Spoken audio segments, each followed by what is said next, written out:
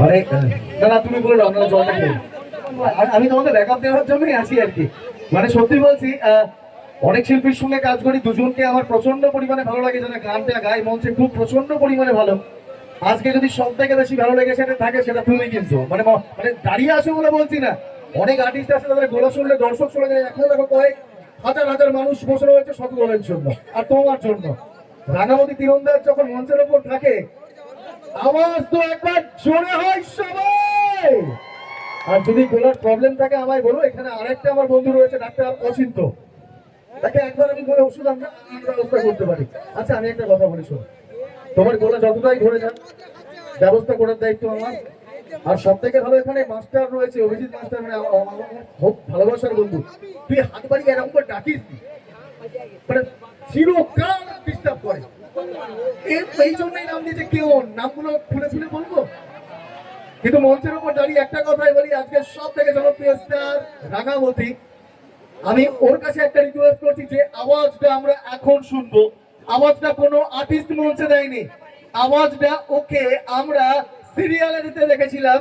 আর অবসর সময়ে গাড়িতে আস্তে আস্তে আওয়াজটা কোনো কারণে ওর মুখ থেকে বেরিয়ে যায়, একবার সেই আওয়াজটা রাঙামতির কাছ থেকে।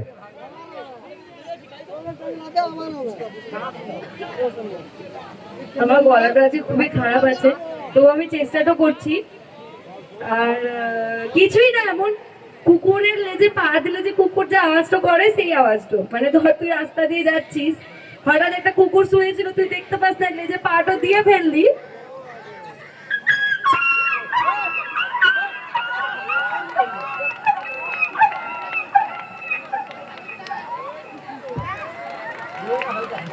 আচ্ছা আরেকটা জোরে হাতে তালি আওয়াজ হোক সবাই। এমনি কোথায় ঢুকেছে ভাই, কেমন কথা গেলি রে, বারবার স্টেজের নিচে মনে হয় মাল, স্টেজের উপরে। ও বাবা, এটা আমার বলার অধিকার আছে, এমনি মেয়ে নামিয়ে দেবে। এমনি প্রথমে একটা ভুল করেছিলাম, কি চা কাম ধরেছি 10 বার, কিন্তু এখন একটাই কথা বলি, মঞ্চের ওপর দাঁড়িয়ে এই মেয়েটার মধ্যে কোনো অহংকার নেই, অহংকার নেই বলেই হয়তো এত বড় জায়গায় আজ পৌঁছে গেছে। শিল্পীর সত্তা যেখানে বেঁচে থাকে সেটাই হয়তো আশ্রম, বাজার আর শতদল তাদের আজ